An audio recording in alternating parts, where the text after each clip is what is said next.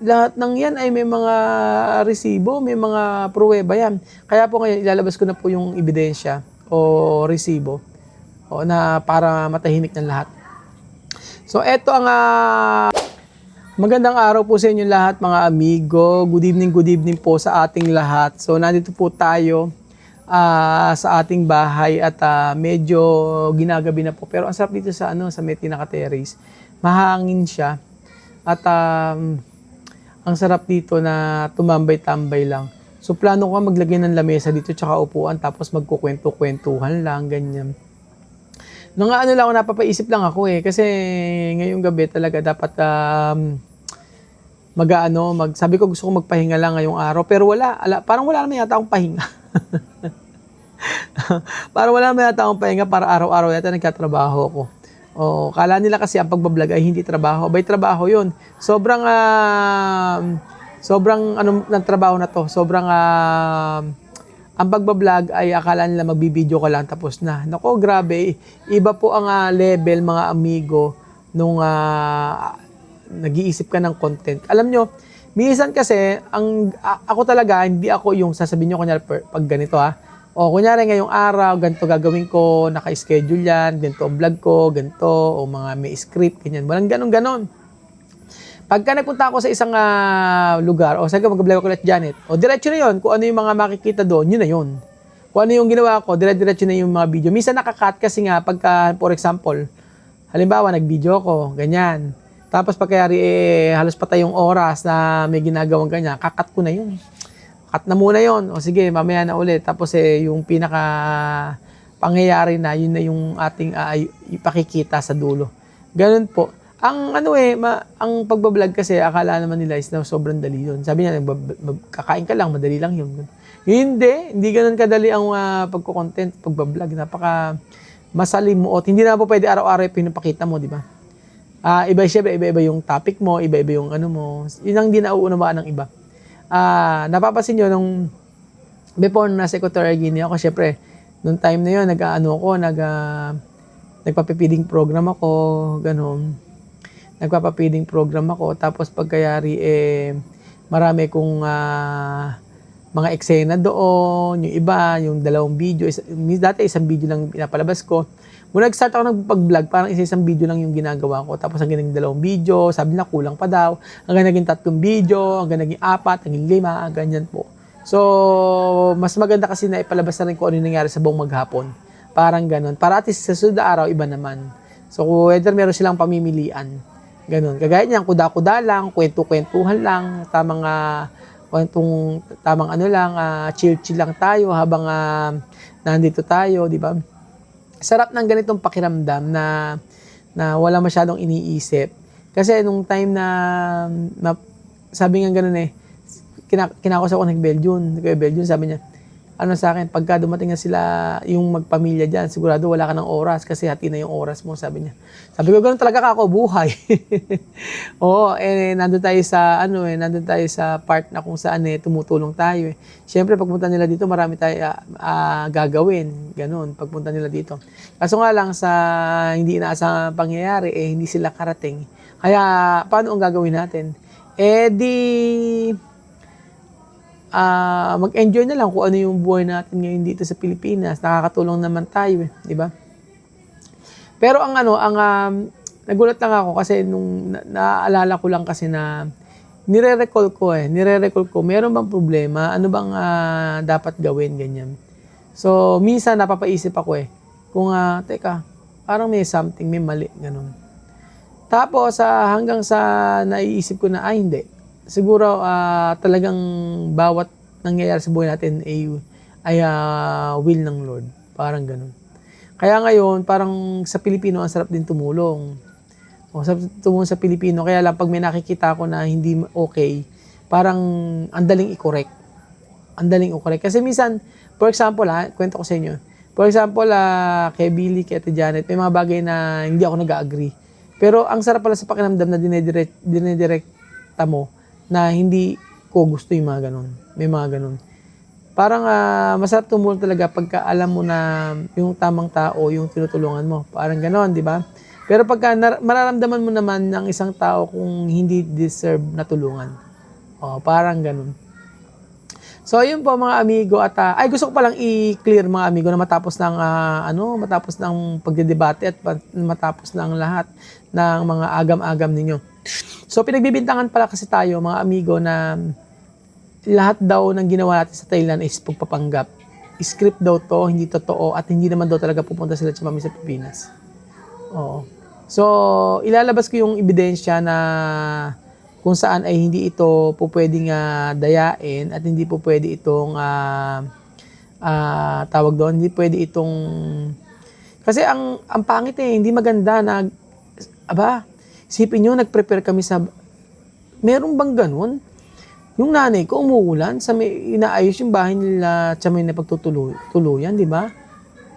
Umuulan tapos naglilinis-linis doon. Sabi nga ng nanay ko alam mo, sabi ng Mercy, sabi niya, pumayag nga ako sa kanila na silang magstay dito kahit na hindi ko pa natitiran ganun ang nanay ko magmahal. Kung yung pagmamahal ng nanay ko ay ginagawa niya dahil para sa akin, hindi para din sa mga bata o kaya si mami.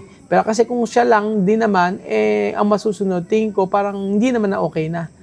Pero kasi dahil, para alam mo yun, yung pagmahal mo isang tao, gagawin mo yun dahil gusto nung mahal mo. Parang ganun. So, kahit sabihin na hindi nila gusto, dahil mahal nila ako, ay susuportahan nila ako. Ganun kaano ang nanay kong sumuporta sa akin. So, naglinis doon sa bahay, tapos pagkayari nun inayos talaga lahat, tinanggal niya yung mga gamit niya, sabi nga niya kumbaga, andyan na para sa kanila. So, hindi po kami mag-e-effort, hindi ako bibili ng mga gamit ng mga bata, at hindi ako bibili ng kung ano-ano para lang gumawa ng mga kwento na hindi totoo, di ba? Yung mga script na ganyan, hindi. Sa laki ng naubos, hindi natin po pwedeng tayo ang sabi ko na nag-tour lang daw sa Thailand, tapos di naman daw totoo, parang ginamit lang daw yung pera ng nag-sponsor, yung mga ganyan.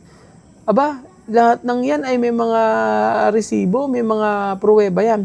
Kaya po ngayon, ilalabas ko na po yung ebidensya o resibo na para matahimik ng lahat. So, eto ang para alam nyo So, nag-book si Kuya, nag-book si Kuya Beljun sa, sa trip.com. Ayan, pakita ko sa inyo.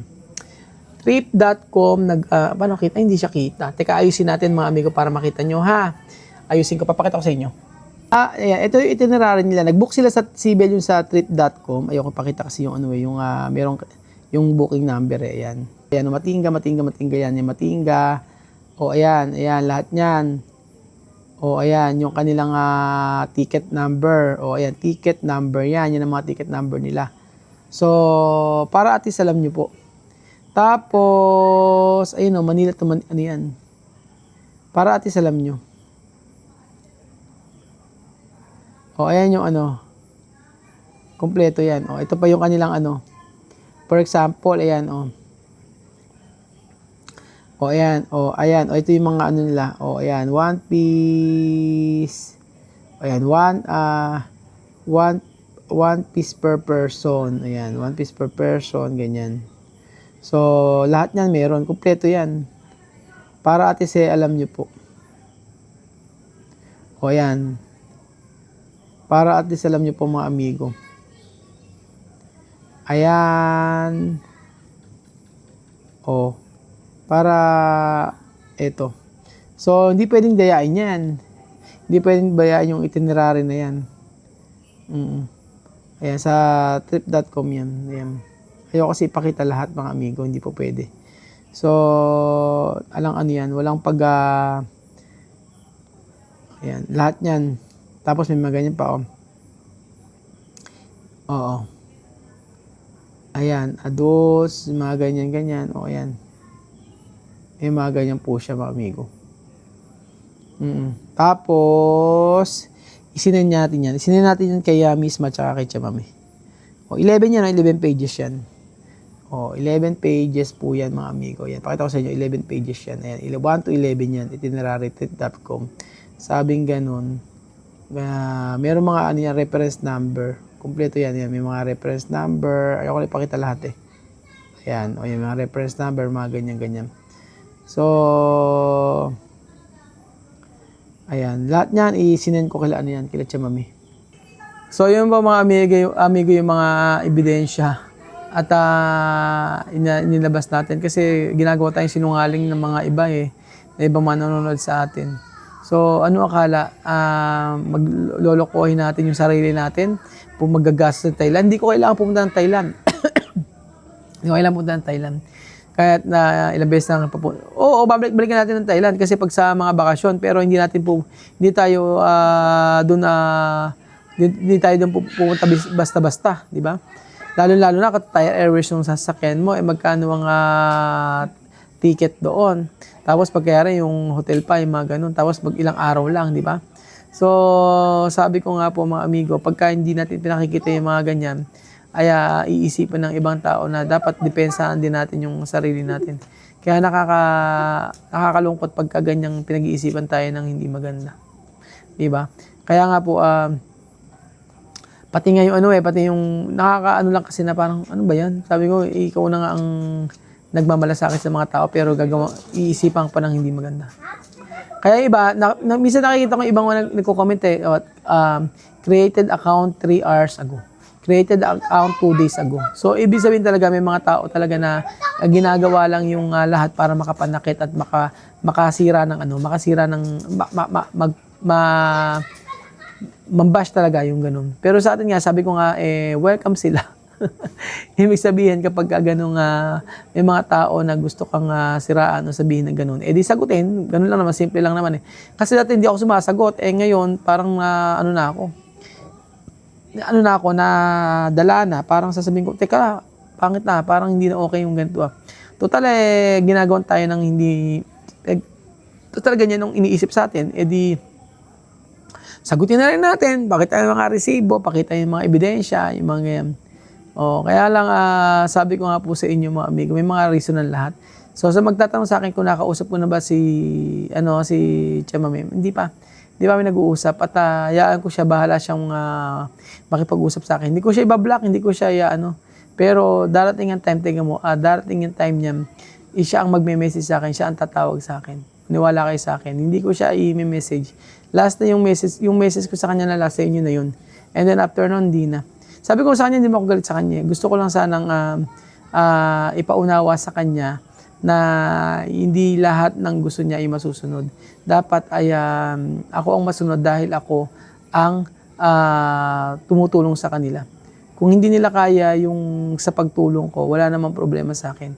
Kasi sabi ko nga sa inyo mga amigo, dapat marunong tayong makontento, marunong tayong kung ano yung mga bagay na ibinibigay sa atin. Kapag ka ikaw ay hindi na kontento at nag-feeling entitled ka na sa mga nangyayari at sa buhay mo at hindi mo tinignan kung ano yung buhay mo before na nakasalampak ka lang at ikaw ay kumakain ng ganyan at di ako naniniwala, meron pa nga nagsabing gano'n